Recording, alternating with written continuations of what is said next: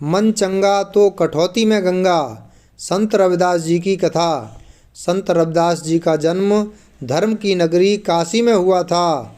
रविदास जी को रैदास जी के नाम से भी जाना जाता है। इनके माता पिता चर्मकार थे।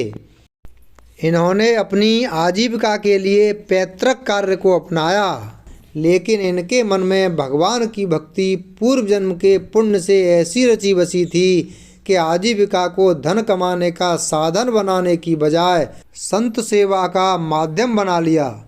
संत और फकीर जो भी इनके द्वार पर आते, उन्हें बिना पैसे लिए अपने हाथों से बने जूते पहनाते। इनके इस स्वभाव के कारण घर का खर्च चलाना कठिन हो रहा था। इसलिए इनके पिता ने इन्हें घर से बाहर अलग रहने के लिए ज़मीन दे दिया।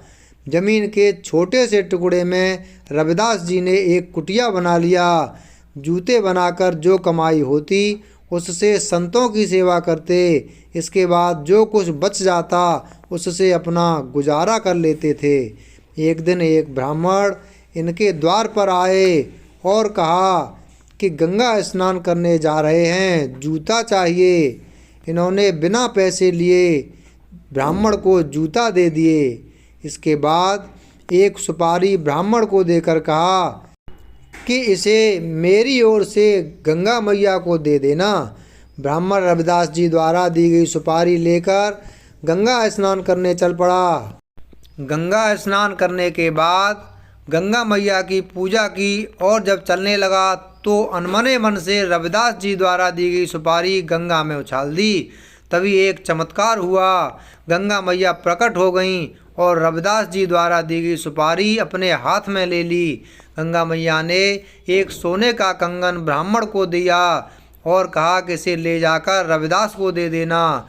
ब्राह्मण भाव विभोर होकर रविदास जी के पास आया और बोला कि आज तक गंगा मैया की पूजा मैंने की, लेकिन गंगा मैया के दर्शन कभी प्राप्त नहीं हुए।